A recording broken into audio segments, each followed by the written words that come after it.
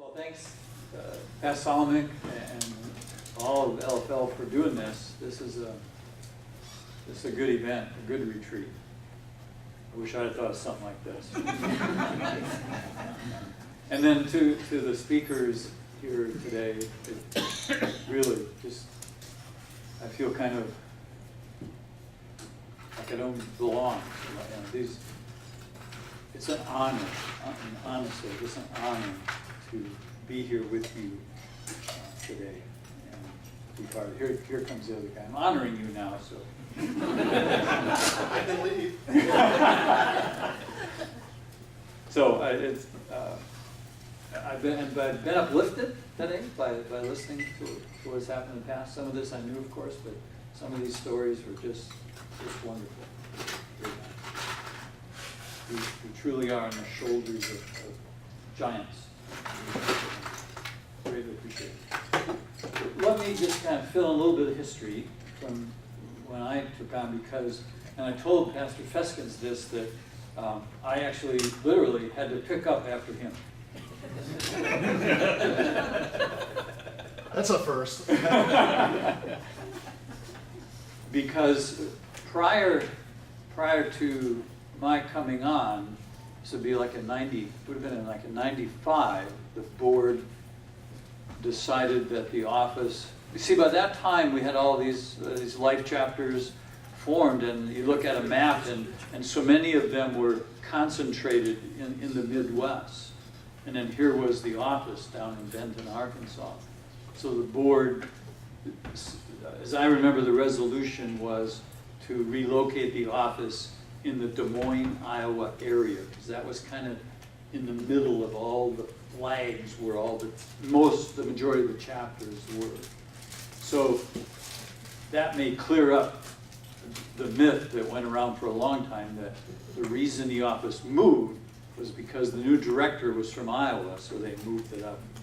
Or that the new president, Linda Bartlett, was from Iowa.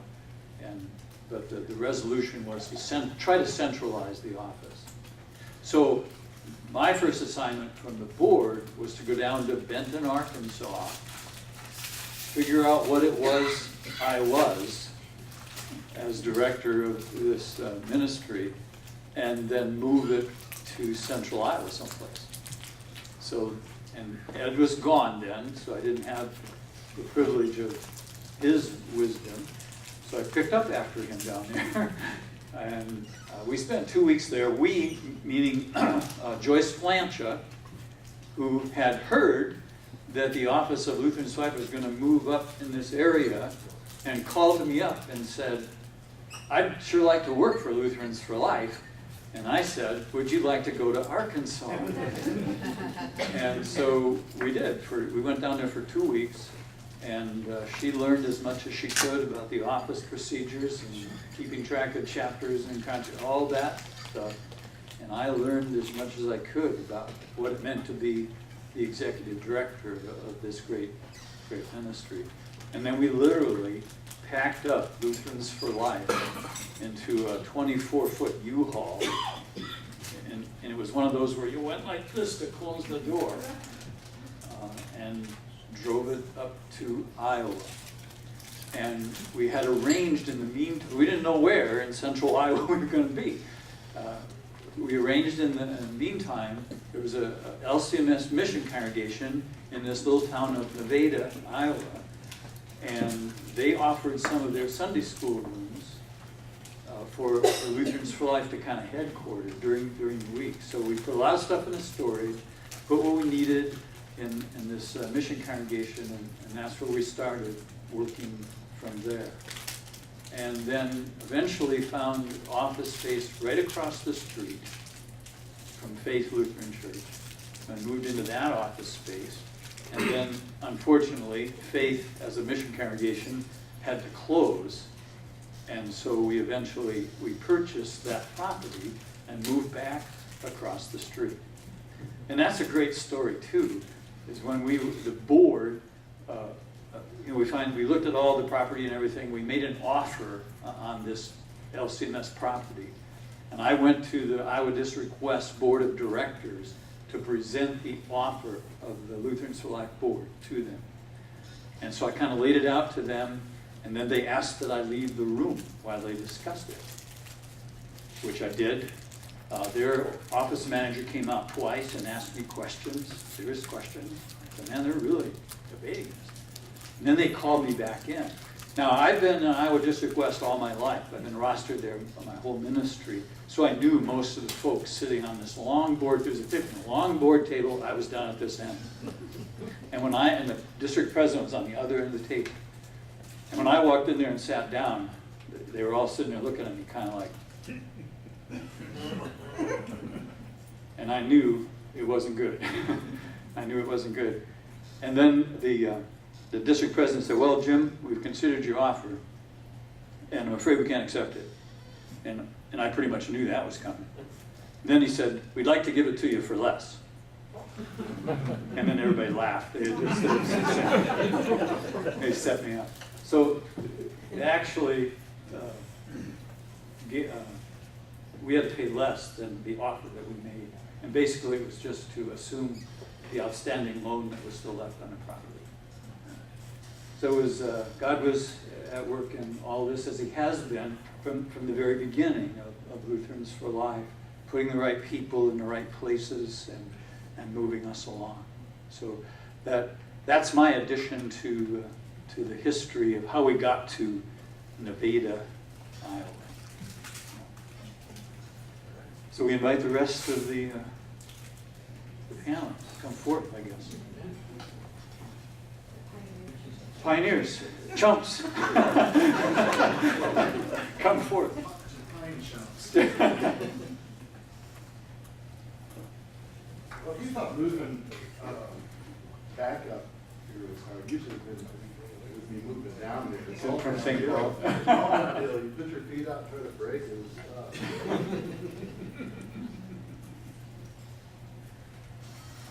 Hey, questions? Or some of you have been pioneers also, who are in this room as well. So if you have stories to share and, maybe bounce ideas off of them, let's open it up. Virginia. I have a question.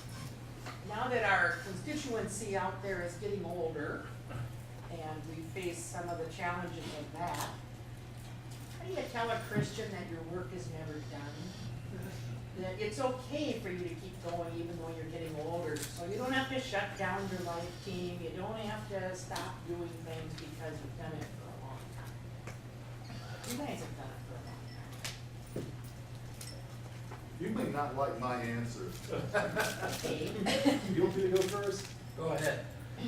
There's a season for everything. And I don't think age has anything to do with it. I think it's following the Lord's will. I've seen people that can go and go and go, and then they go to heaven. I'm not sure I'm one of those people. But I've also seen people hang on out of a personal need, not just in Lutherans For Life necessarily, but in churches. When it stymies the very thing you say you need and want, and that's participation and ownership by the next generation. It's hard, it's dicey. I don't know how well I'm going to do with it. I may be lazy enough that I'll do all right, I don't know. But does that make sense to you? I see this in the congregations that I've served in. Everybody wants to be needed, I think, and wanted. But there's a season for everything, I believe, personally. Where does the next generation come from? I guess we could ask that about our churches. At least that's my experience. My children have a hard time with the old paradigm. And I don't know what the answer is to it, except the joy and the light and the passion of Jesus Christ that work in somebody. I don't think age is the issue, though. I asked the age because they're telling me it's the age.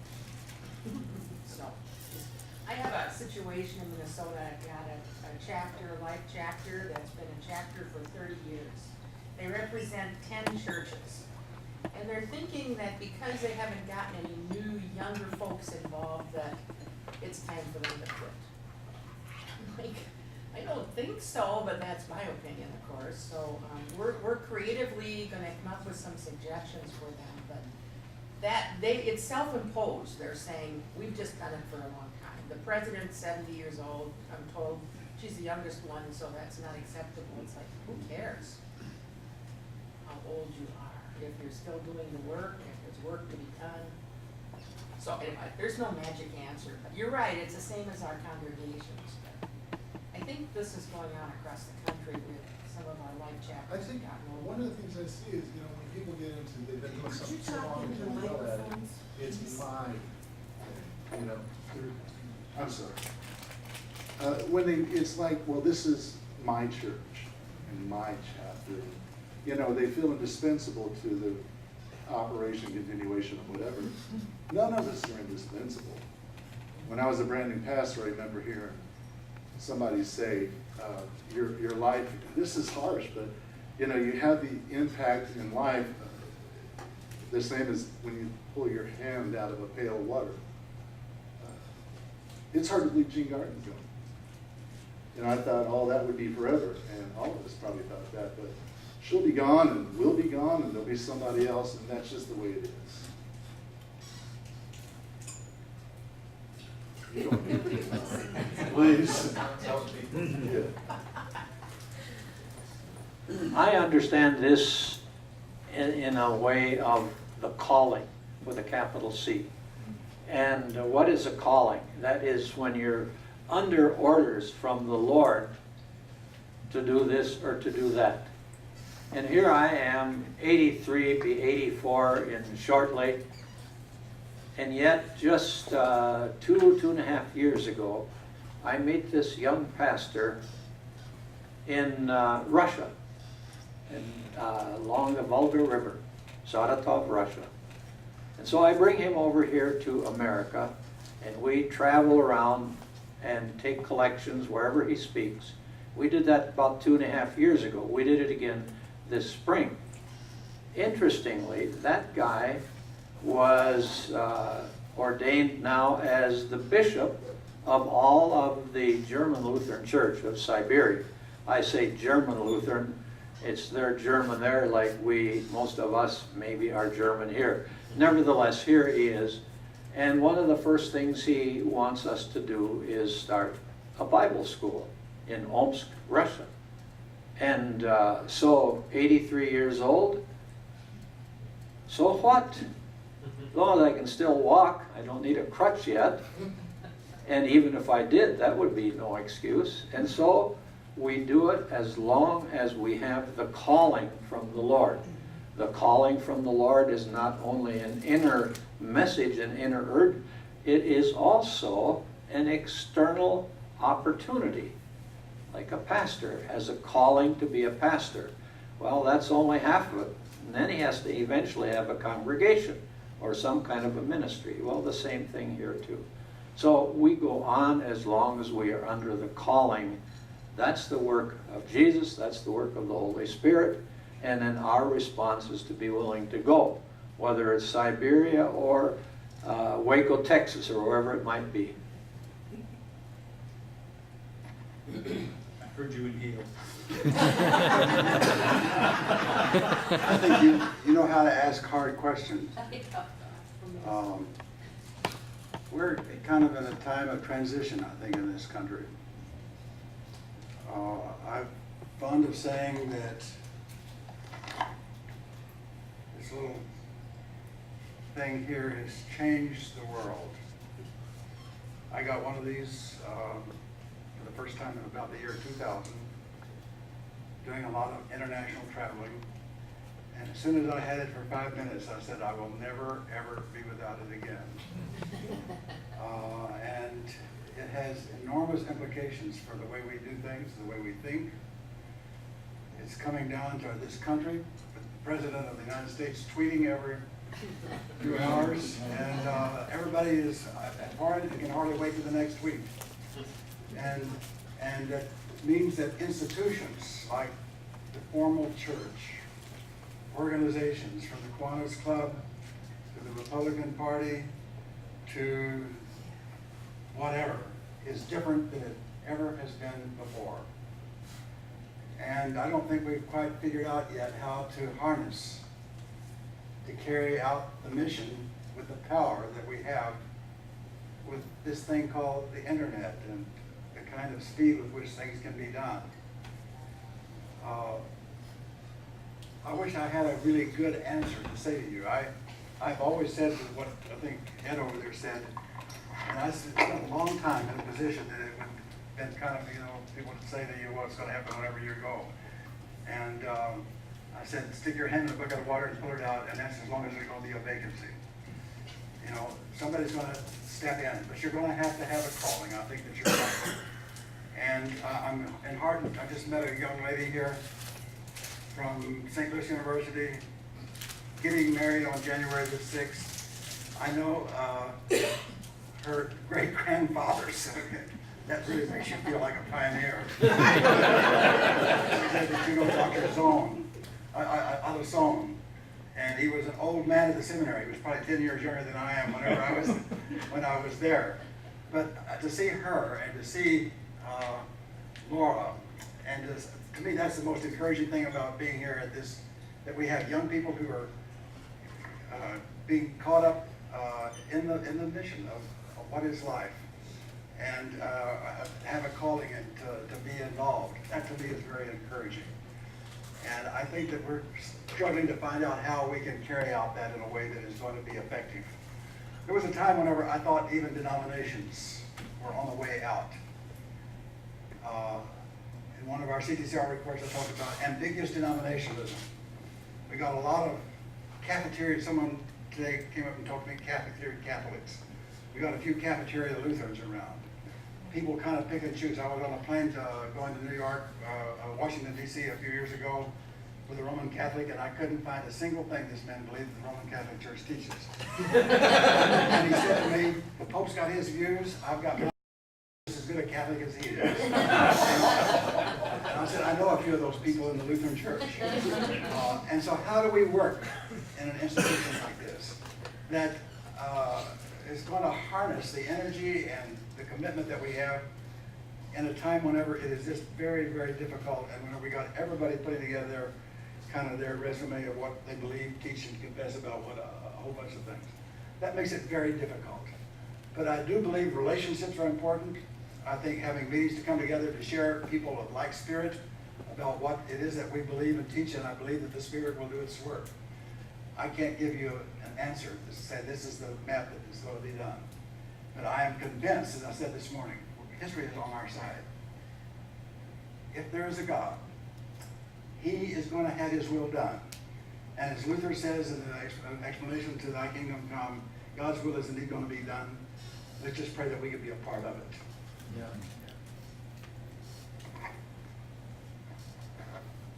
I'll just pass the microphone back and forth. Well, you got wonderful answers to your question. It's a group.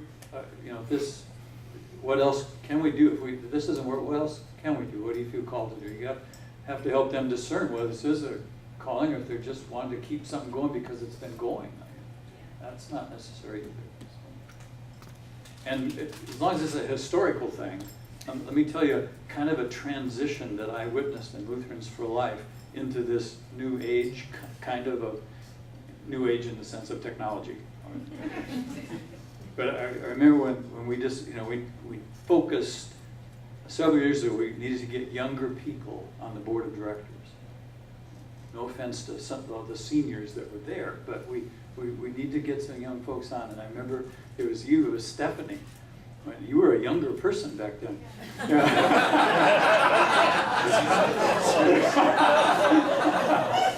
So were you. Yeah. But it was a very simple thing. But you came to the board meeting with an iPad, with your iPad. Yeah, right there. And I have this picture in my mind. Some of the more senior board members went.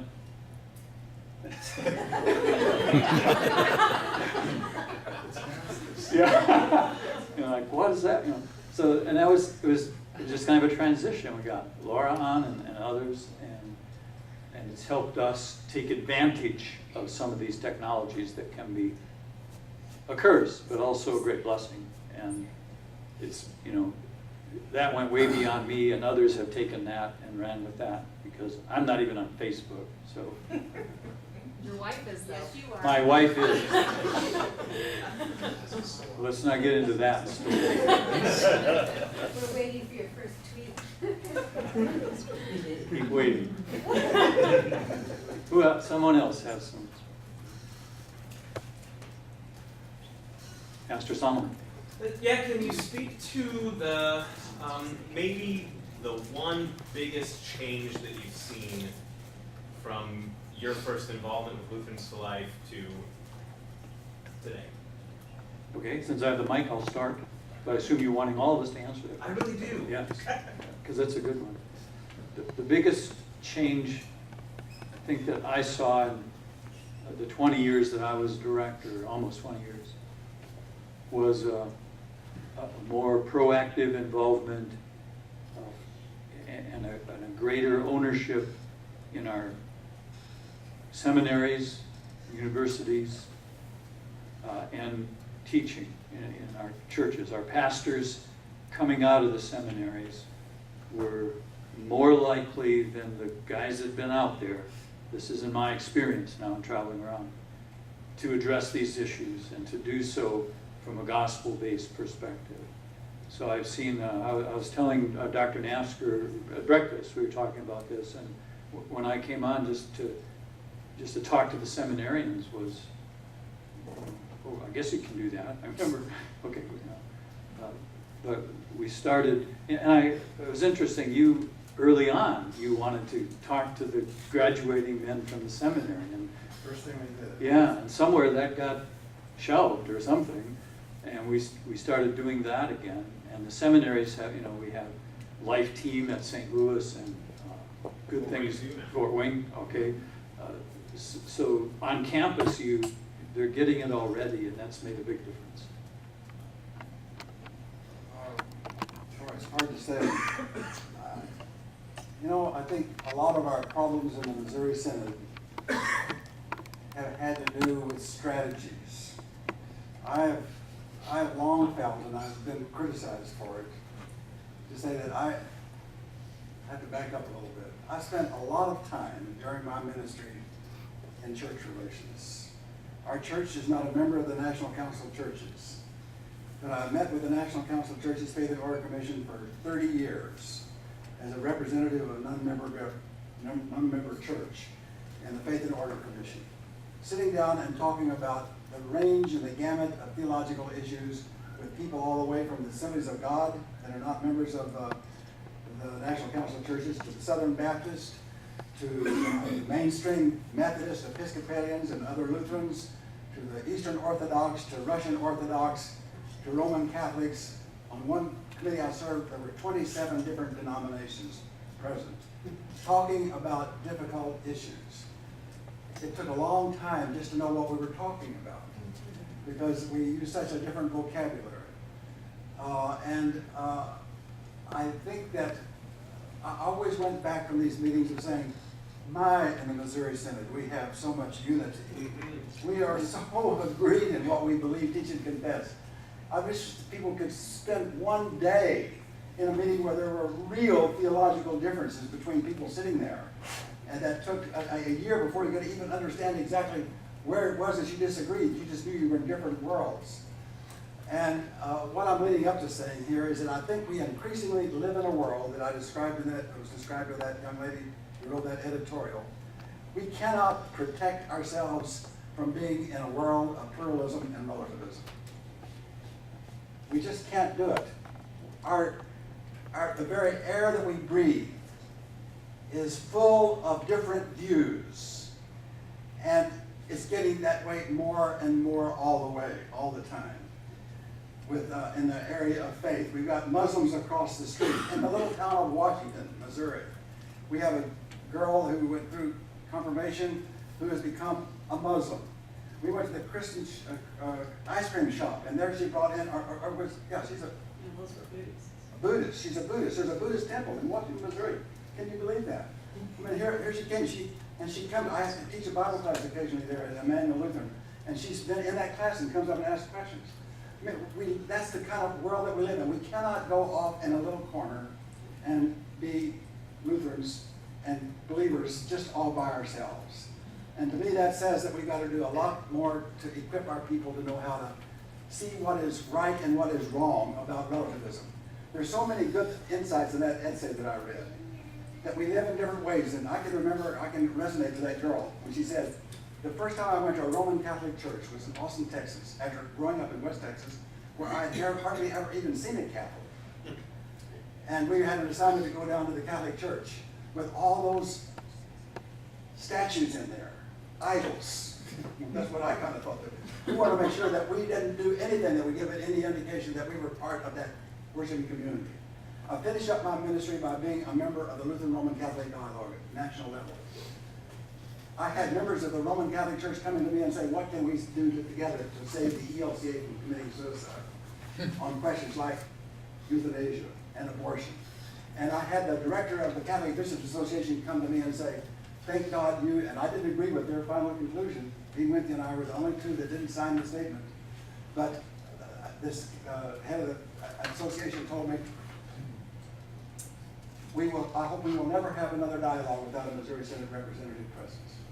And thank me for being a part of it. And I think I'm trying to say this, we have to do a better job of recognizing that there are certain things that are non-negotiables, but that it's not wrong to talk about things where we disagree as well as we agree with brothers and sisters in Christ in other situations. And we got to learn to do a better job of that, even on this kind of an issue. And to do it, I love the passage that was quoted by somebody here about 1 Peter 3:15. In fact, I have it on my desk. It'll be my tombstone. And that is, be prepared at all times to give an answer to those that ask you the hope that you have. And then I think St. Peter was winking to the Missouri Synod. He said, do it gently and with respect. And we got to learn how to do that. Hold fast, stand firm, and be engaged. That's kind of the trick. But I think that's what we got to do if we're going to win this war quicker and more lastingly. That's the end of the sermon. Preach it, brother. Big change you see. The question I bring to this is about how many LCMS pastors, what percentage, are involved in any overt, visible way in Lutherans for Life, or even pro-life, not necessarily Lutherans. What percentage would you say? How many pastors, what percentage of LCMS pastors are engaged in one way or the other in some kind of pro-life, visible pro-life ministry? I don't know that, Pastor Somnick, do you have any insights or? I would look to John, and we would maybe say in the 10 to 20%. John? It's purely anecdotal, but I would say 20%. Now, in some cases, that would include some life-affirming wannabes. By that, I mean that we have called, and I mean that in not a negative light. I've called them, somebody's called them, and they say, oh, I'm glad you called. You know, I've been here 3 years. We're not doing anything right now. I felt for a long time that we should be involved. And of course, now in my case where I'm asking for money, they'll say, I'll be happy to ask our council to do an offering for you. And I'm also going to be thinking, or if you have any other ways that you think we could be involved, let us know. Or they'll say, well, you know, I have been here for a while, and we used to have a group of folks that were involved in the pregnancy center, but then they quit doing it, and so we've kind of gotten off the track of the radar, but I really think we should. So I would say maybe 1 out of 5, or, you know, at the other end of that is, yes, we're involved with the pregnancy center, we have a life team, we this, that, you know, to the full extent, and then maybe some that have one. We always do Life Sunday. We may not have a part. We don't have a chapter here. We don't have anybody active in the Crisis Pregnancy Center right now, but we love your stuff. We use it every Sunday, Life Sunday. So I would say anecdotally, probably about 20%. And that would include some, as I mentioned, that are low-hanging fruit that are ripe for picking to get involved with us. They just need to be asked or followed up on. I might add, in my opinion, I have worked for 3 other ministries, 1 national and 2 in Texas. The 2 in Texas I worked for were the Lutheran Camping Ministry on 2 different occasions for about 10 years, which was a very hands-on grassroots ministry with a very good track record, both anecdotal and in studies, where folks who have gone to seminary or become a Lutheran teacher or become active, in many cases trace the aha moment to the time they spent at a Lutheran summer camp or as a counselor or whatever.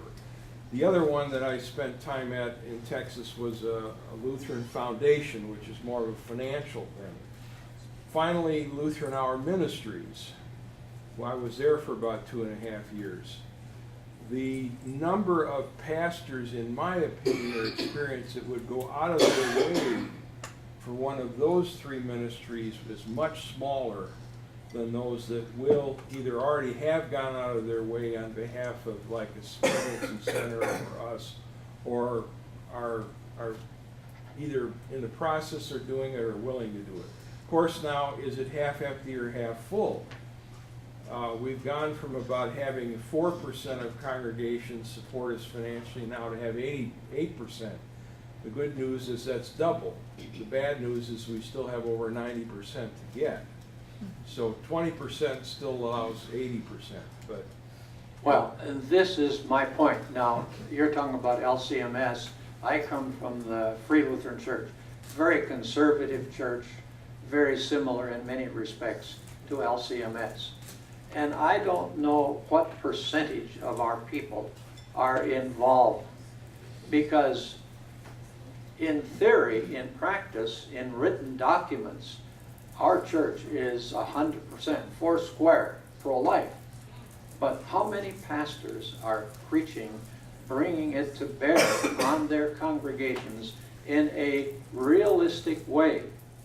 I don't mean just a casual mention, but some pastors will say, well, I mentioned it on Life Sunday. Well, mentioning it isn't enough. There has to be teaching, there has to be preaching. What can we do in AFLC, in LCMS, and other similarly conservative, Bible-oriented Lutheran churches to awaken until maybe it's only 20% who are totally silent about the issue and 80%. I don't know if it means a letter, a very clear letter, or a call or literature or something asking why is it that so many pastors are so dormant on an issue that is so critical for us and for our society. Because they're scared. That's right. They're afraid. They're scared. Yeah, I think so. It's only going to get worse. I've been approached with requests by people for things that never in a million years would we do, you know, supervise a same-sex marriage or so forth. No, it's moved so far beyond where we are, I think, in the culture, that I'm not sure we realize how far it's moved. I remember years ago hearing, I'm a Lutheran convert, came out Roman Catholic tradition, I went to a minor seminary, under the law, saved by grace through faith, yee-hee, and excited. But I remember a study that less than half of Lutherans in the Missouri Synod understand that we're saved by grace through faith. We did a survey. I think in a lot of ways our people are biblically illiterate. I'm not trying to be harsh. I mean, I was one of those people too. I had to develop a thirst for the word and appreciation for it. I can't tell you how many times I've been the go-to guy for these tough sermons in places I've served. But so many times, people have just, I think you said this, thanked me, saying, Pastor, wow, and all this and the other. And I'm wondering what it was. I just preached. And so it's not me, it's that I think there's a boldness and a willingness to speak the truth. The way maybe we talked about Gene doing, in connection with the enemy that we confront, not the enemy that Martin Luther confronted or that our grandparents confronted, but the enemy our children, my grandchildren confront.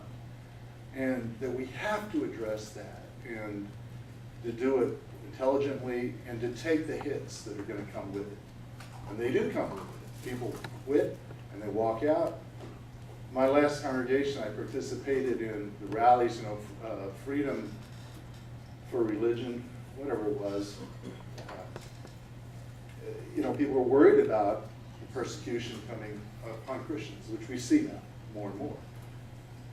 I just simply went down to the city square in Buffalo with other members of the congregation that wanted to go. It meant so much to them that I supported them and went and did that. And other people quit the church because I did it. I don't think we can escape that. That's going to happen. There's a separation. It needs to happen. It's good. And I'm not even thinking institutional. I think the Lord will purify his bride, period. And that's what he's going to do. And we need watchmen on the wall. This isn't just a reformation, a tweak that we need. We need to rebuild the foundations. They've been just destroyed. And we've yielded them up with hardly a fight. And it bothers me to say that.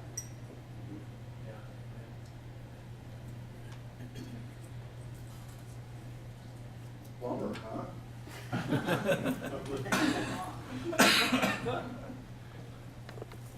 This may be not even helpful, but when you're talking about our churches are illiterate, I've only been doing my job for 2 years, but we are trained, Virginia and I, and Hillary, to help our churches become educated and informed and involved in real life ministry, and that's all hinged on this life team idea that Lutherans For Life has really adopted in the last couple of years, have really put an emphasis on. We purchased the copyright from Churches For Life materials because they were excellent. We purchased that copyright through donations, substantial donations. We went through all that material. Virginia and I were on that committee, Pastor Solomon, Pastor Licht. We went through all that stuff word by word. And to me, that is one of the answers that we need to use in our churches, because it's focal and it's adapted to your individual church. I would encourage all of you to look at what the life team idea is. Look at the materials. Pray that God would bring a small group of people into your church that are on fire for life with a heart of love and gospel. Because there is a little tool there that I think can ripple through the entire country.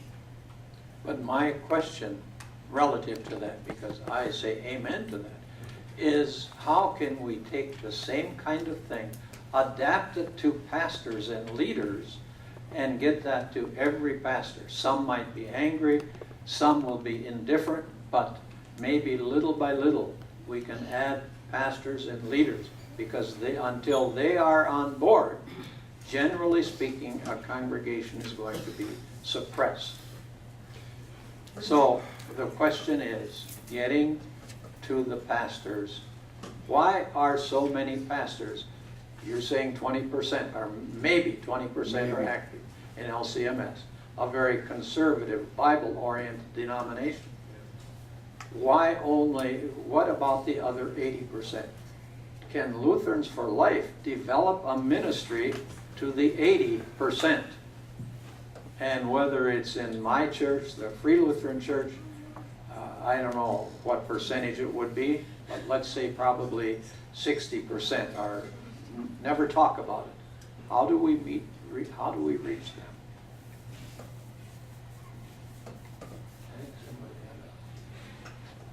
Yeah, somebody want to respond to? Me? To John?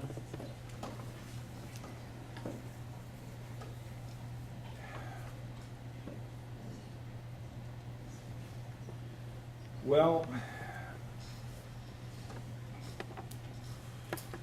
in the 3 years I've been with the ministry, I've come across a lot of things, which you all probably did too.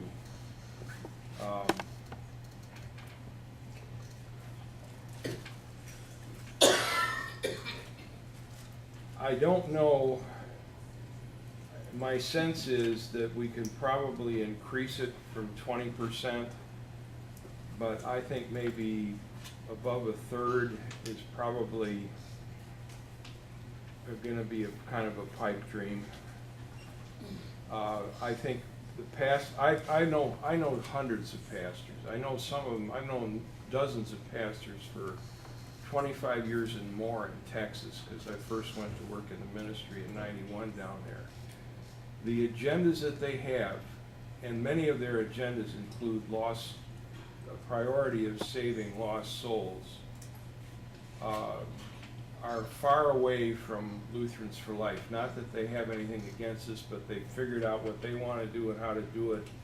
And you know, when they get the ministry call of the week from somebody like me, as worthy as it may be, they're just going to stay where they are. So I had an experience in the last year where I talked to a pastor face to face, and I walked out of there, and this is a church that probably has 2,000 members, and I said to myself, I wonder if it is even possible, or if it's totally possible, to be confirmed in as an adult in this church and have no idea that we're a pro-life church. If I had to bet on that, I wouldn't bet $1,000, but I'd sure bet $5, which is a lot of money for a poor church worker. Because I think it's very possible, because it's obvious that they do absolutely nothing. But the one thing that I wonder, I would appreciate your comments on, is this. Right now we have a smaller percentage, I think, that are involved in this. But the very culture that is chipping away at us, I'm wondering at what point is going to force some of our folks to become involved in these issues. Then let me throw out a scenario here. Last year in the Missouri Synod, I think or the year before, we confirmed 14,000 adults. If somebody hypothetically is in a church where they don't know about our position on abortion, and they don't know our position on gay rights and transgender and all this, because it's never been really, at what point are they in a Fortune 500 company lunchroom sharing lunch with some folks, and their colleagues are saying, what did you do this last weekend? And sooner or later they come to one of the members of our church that has not been involved in any of this or been taught anything about this, and I said, well, we had an Oktoberfest last Saturday. It's a great thing for the neighborhood. Get all the kids from there and a lot of non-members. It's wonderful. Oh yeah, well, where do you go? Well, we go to St. Luke's Lutheran Church down there. Oh yeah, is that one of those Missouri sinner churches? And well, yeah, it is. Well, at what point does the culture get so overbearing that within a day or two that person is called into the office of the human resources manager and said, you know, we've had a complaint about you. Really? What did I do? well, we understand that you belong to a church that has a reputation for hating. You know, that you belong to this Missouri Synod church and that they don't marry gays and they don't do this and they don't do that. And, you know, we just want to let you know that there are some people that feel very uncomfortable with you. We're already there. Okay. We've been there. All right, well, that's one I wanted to kind of ask you all, and also maybe to comment on this church where I've been, where I went, where I had this feeling that you could be confirmed as an adult and not hear any of these social challenge issues, and that one day you may hear about that for the first time from your human resources manager. At what point does the pastor of that church or the leadership decide that they have to fish or cut bait? They either have to join the side they're on or they have to admit that they're not that really committed to this issue and maybe they need to go over someplace else. Thoughts, comments?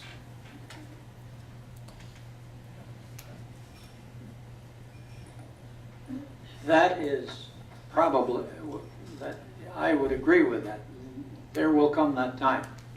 But in the meantime, what if LFL started a division or a ministry of some specifically for pastors? Everything was tailored for pastors. And if it's going to be an LCMS environment, tailored for LCMS pastors. Will you get them all? No. Will you get 80%? Probably not. But if we started a specific division, ministry to pastors, would that help? Now I know when he has come up and talked to Free Lutheran pastors, people are, I hear comments, they're impressed by it. They're grateful for that. But an ongoing ministry to encourage, to teach, to help pastors. You probably don't do it by reprimanding them. You have to get into their mind, their context. Love them, but love them into proclamation of truth.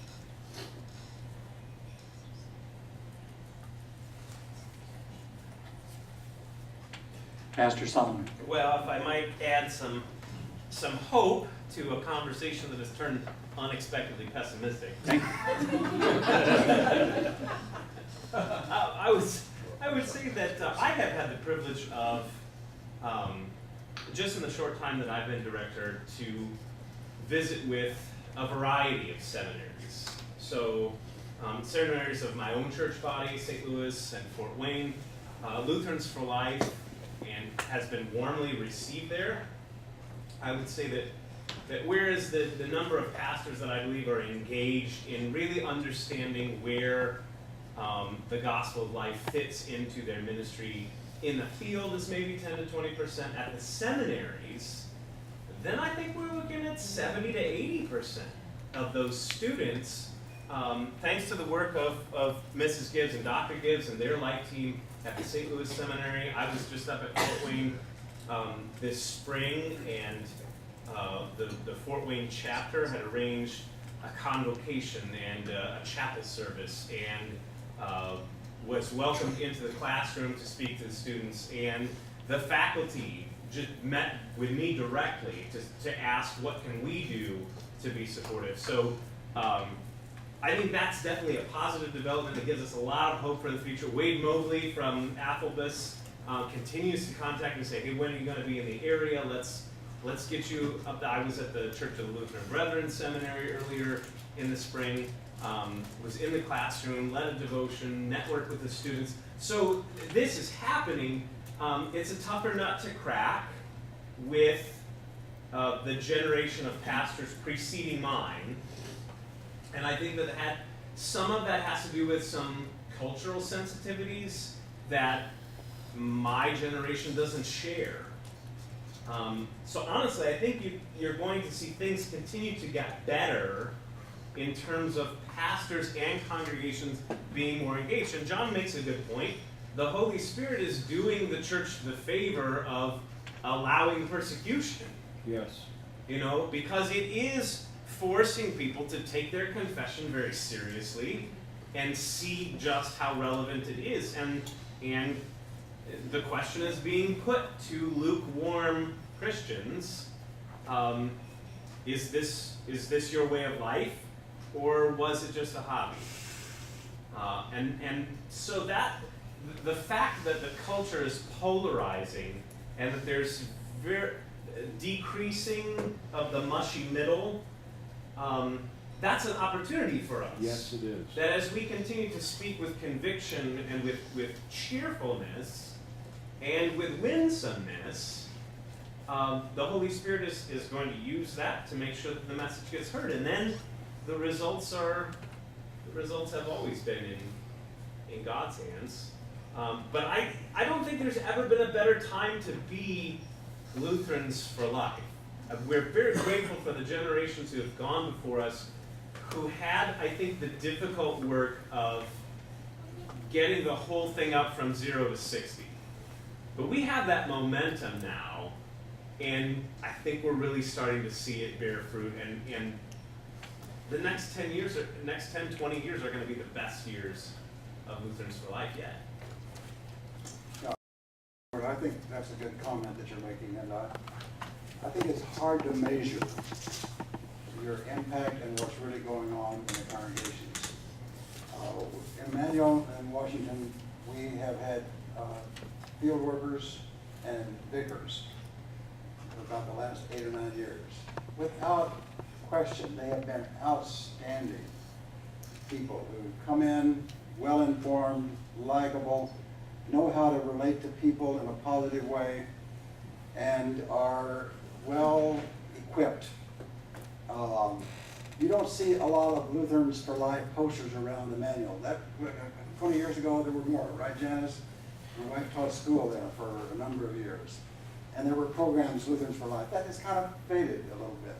But I don't think our pro-life message has faded in our congregation.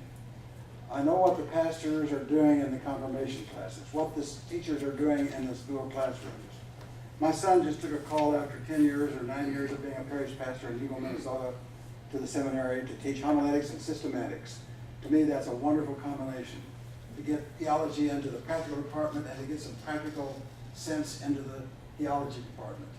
He just had a very successful confirmation retreat up in Iowa.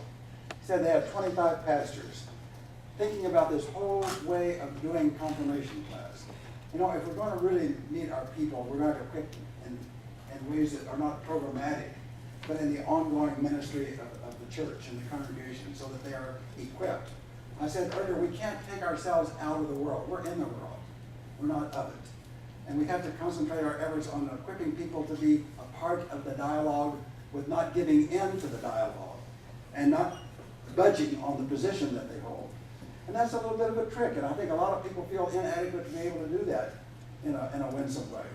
But I see some signs that this is happening, and I think they're good things that we could be thankful to and not be so, obviously, as you said in our devotion this morning, when we look about what can be done and what we do, we kind of go down in the depths.